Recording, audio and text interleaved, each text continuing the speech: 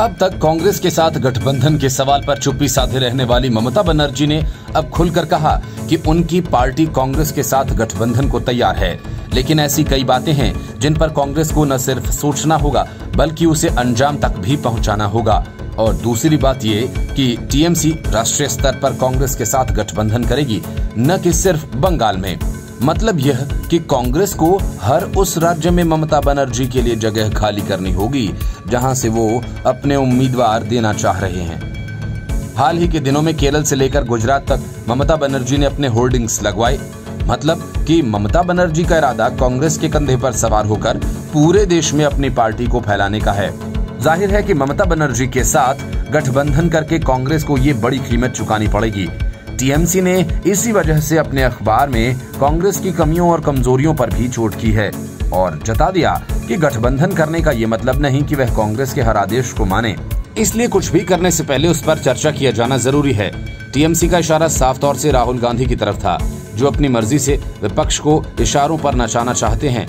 हाल ही के दिनों में भी कांग्रेस ने कुछ इसी तरह की सियासत की है जो टीएमसी को पसंद नहीं आई। टीएमसी ने साफ कहा कि वह देश के हित में कांग्रेस के साथ राष्ट्रीय स्तर के गठबंधन के पक्ष में है। पार्टी ने अपने मुखपत्र जागो बांग्ला के संपादकीय में ये बात कही। जागो बांग्ला के संपादकीय में कहा गया कि हम कांग्रेस के अलावा किसी अन्य गठबंधन के बारे में कभी बात नहीं कर रहे हैं। इस बार तीसरे विकल्प की बजाय विपक्ष का सीधा उद्देश्य वैकल्पिक गठबंधन होना चाहिए।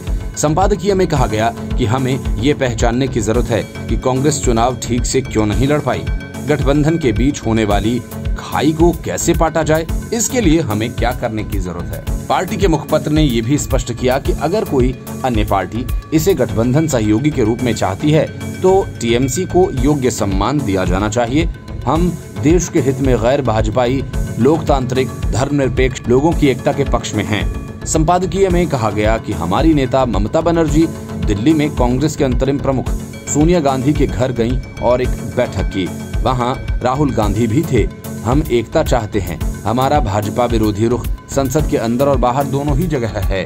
हम कुछ सिद्धांतों या गतिविधियों में एकता चाहते हैं। अचानक कोई हमें फोन करे और कहे कि हम मार्च निकाल रहे हैं तो शामिल हों, ये टीएमसी के मामले में काम नहीं करेगा।